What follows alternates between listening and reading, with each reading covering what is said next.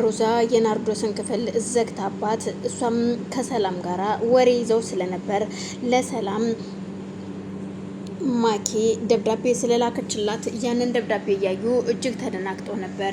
የተላከላት ደብዳቤ እርግጥ ሰላምን የሚያስፈራራ የሆነ ሲሆን ይሄንን ቆይ ይህን ያህል ጊዜ አሰቃይታኛለች፣ ቆይ ምን እያደረገች ምን ፈልጋ ነው ከኔ በማለት ከሮዝ ጋር እየተወያዩ እያለ ነበረ። ናርዶስ ሁሉም ተኝተዋል፣ ማንም ሰው የለም በማለት ልጇን ይዛ ከቤት እየወጣችው እናም ሁለቱም ከኩሽና ወጥተው በር ቆልፈሻል ወይ ስትባል ሰላም እንደቆለፈችውና በሩን እንደዘጋች ትነግራታለች። ሮዛም በሩን ቼክ ስታደርገው አልተቆለፈም ነበረ። ማን ወጣ ማን ገባም ብላ በሩን ከፍታ ሳታይ አየሽ ሰላም በር አልቆለፍሽም ነበር በማለት ሰላምም ቆይ ግን እንዴት ቆልፌ ነበረ ስትላት አላቅም ግን ይኸው በሩ ክፍት ነው እያየሽው ነው በማለት በሩን ቆልፋ ሮዝም ወደ ውስጥ ትገባለች። በበቃ ሰላም ተኝ እኔም ልተኛ ከዛ ነገ የሚሆነውን ሁሉ እናደርጋለን በማለት ተነጋግረው ሁሉም ወደ የመኝታ ቤታቸው ይሄዳሉ። በዛን ሰዓት ናርዶስም ልጇን ይዛ በጨለማ ልጇን ይዛ ወደ ቤቷ ስትሄድ ባለቤቷ ናርዶስ የት ሄዳ ነው? ስልኳም እየሰራ አይደለም፣ ምን ሆና ነው? ምን ገጥሟት ነው? በማለት ከሰራተኛዋም ጋር አብረው ተጨንቀው ፍለጋ ለመውጣት እየተዘጋጁ ያለ ድንገት ሰዎች አንቺ ማነሽ ነይ ቁሚ ሲሏት ዱርዬዎች በድንጋጤ በሩን እሷ ልታንኳኳ ስትታገል እነሱ ድንገት በሩን ሲከፍቱት ፊት ለፊት ይገናኛሉ። ደንግጣም ስለነበረ ባለቤቷ ምንድነው የሆንሽው ናርዶስ ምንድን ነው የተፈጠረው ቢላትም ምንም እንዳልተፈጠረና ሰላም እንደሆነች ትነግረዋለች። እና ታዳሽ ምንድን ነው ሹ ምንም አልሆንኩም አሁን በሩን ዝጋውና ወደ ቤት እንሆድ በማለት ደንግጣቿ እየተርበተበተ ስለነበረ ለሰራተኛዋ በይ ልጅቷን ተቀበያትና ባክሽ ወስደሽ አስተኛት በማለት ይነግራታል። እሷም እትዬ ግን ምን ሆነሻል በሰላም ነው ወይ ስትላት ሰላም ነው ልጅቷን ወሰጅና አስተኛት በማለት ትወስዳታለች። እሷም ወስዳ ካስተኛቻት በኋላ ናርዶስን ባለቤቷ ወደ ውስጥ ይዟት ከገባ በኋላ ቆይ ምንድነው የሆንሽው ምንድነው የተፈጠረው ለምን አትነግሪኝም ሲላት ምንም እንዳልተፈጠረና ምንም እንዳልሆነች ትመልስለታለች። ታዲያ ምንም ካልተፈጠረ እንዴት እንደዚህ ልትሆኚ ትችያለሽ? ምንድነው ችግር አለ ወይ በስራ ቦታ ቢላትም በስራም ቦታ ሆነ ምንም አይነት ችግር እንደሌለ ስትነግረው እሱም እሺ በማለት አምኖ ይቀበላል። እናም የመኝታ ሰዓት ደረሰና መኝታ ቤት ተኝተው እያለ በህልሟ ሲያሳድዷት ሲያባርሯት ልጅሽን አንሰጥም ሲሏት በህልሟ ታያለች። ከህልሟ ተነስታ ሮዛ ወሰደችብኝ ብላ ስትጮህ ልጄን አትወሰጅብኝ እያልሽ ስትለፈልፍ ባሏ ተነስቶ ምንድን ነው የሆንሽው? ማያ እኮ ተኝታለች ምን ሆነሽ ነው? ቆይም እንደዚህ የምትሆኚው ቢላትም እሷ በፍጹም አልሰማችም። አጋዧም ተነስታ ከእንቅልፏ ድምጿን ስለሰማች ምንድን ነው የተፈጠረው ጋሼ ብትልም ልጄን ወሰደችብኝ ነው የምትለው። ግን ማያ እኮ ተኝታለች። ታዲያ አሁን እንቅልፍ ተኝታለች ክፍሏን ያለችው። ኧረ ተኝ ትዬ እባክሽን ዝም በይ ብትላትም ሁለቱም ቢሏትም አልሰማቻቸውም። በስከ መጨረሻ ማያም ከእንቅልፏ ተነስታ አይኗን እየጠረገች ወደ እናቷ ጋር ስትመጣ ትደነግጥና እናቷን ካቀፋቸዋት በኋላ እናት ያለሁኝ እኮ ምን ሆነሽ ነው ስትላት የኔ ልጅ አለሽ እንዴ በማለት እንደገና ወደ ራሷ ተመልሳ ልጇን ይዛ ትተኛለች። ቆይ ምንድነው የተፈጠረውን ነገር ለምን አትነግሪኝም ቢላትም ምንም ነገር እንዳልተፈጠረና ግን ከዚህ በኋላ ከዚህ ቦታ ለቀን ወደ ሌላ ሀገር መሄድ ይኖርብናል ስትለው ባለቤቷም ምን በተመለከተ ነው ወደ ሌላ ሀገር የምንሄደው ምክንያትሽን ንገሪኝ ቢላትም ምክንያቷ በስራ ቦታ ሰዎች እያስፈራሯት እንደሆነና ሊገሏትም እንደሚያስፈራሩት እንደሚይዙባት ትነግረዋለች። ምንም በተመለከተ ነው እንደዛ የሚያደርጉሽ ሲላትም አላቅም ብቻ ግን ስራ ቦታዬ ላይ ነው እንደዚህ አይነት ችግር የተፈጠረው እና ለዛ ነው ትናንትና ማምሽቼ የገባሁት በማለት በውሸት ብትደልለውም እሱ ግን ለማንኛውም የትም አንሄድም አንቺን ፈልጎ የመጣ ሰው ችግር የለውም ፊት ለፊት ይምጣ እኔ ገጥማለሁኝ አይዞሽ በማለት ያጽናናታል። ሮዛ ማያን ለመፈለግ መንገዷን ጀምራለች።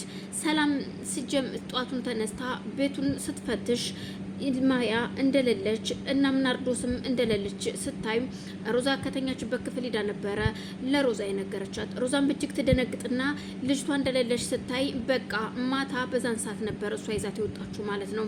ስለዚህ በቃ ይኸውልሽ ሰላም እኔ መሄድ ይኖርብኛል አሁን ግን ደግሞ ይኸውልሽ ቅዱስ ከመጣ ይመጣሉ ስላለቀሰችባቸው ልጅቷ ወክ ልታደርግ ነው የወጣችሁ ብለሽ ዋሽልኝ የትም እንዳይሄድ ቤት ይጠብቀኝ በማለት ስትነግራት እሺ በማለት እሷም ተስማምታ ሮዛም ፍለጋ ትሄዳለች።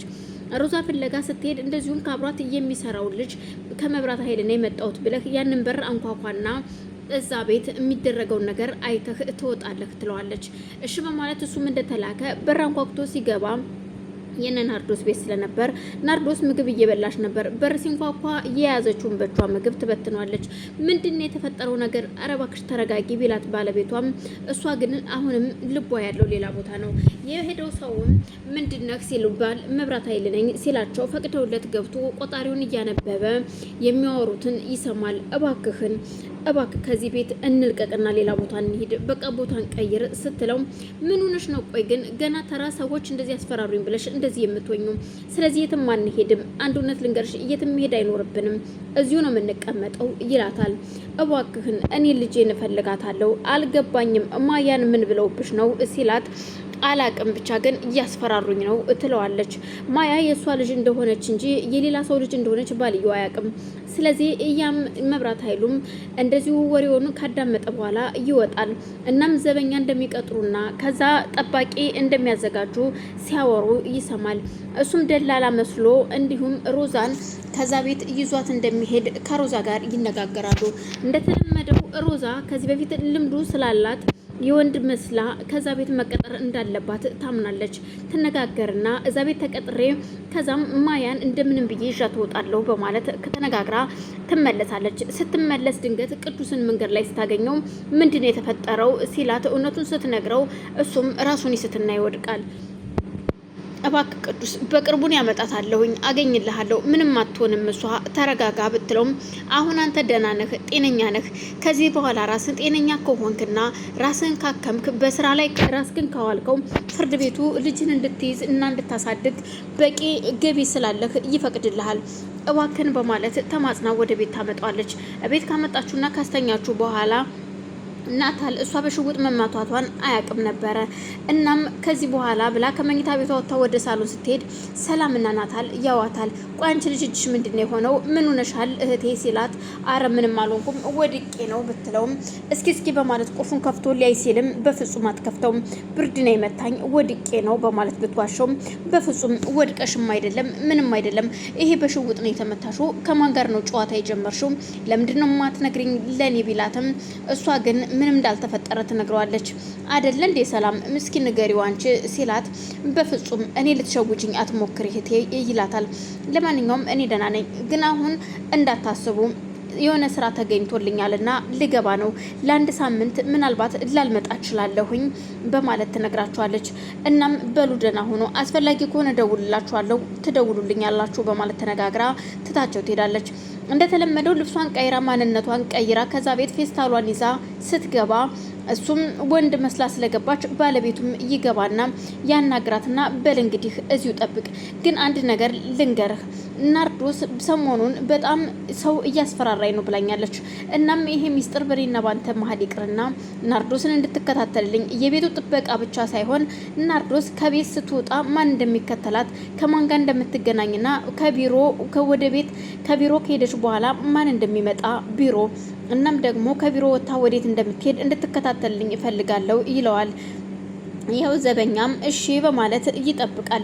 እናም ልጅቷን ትምህርት ቤት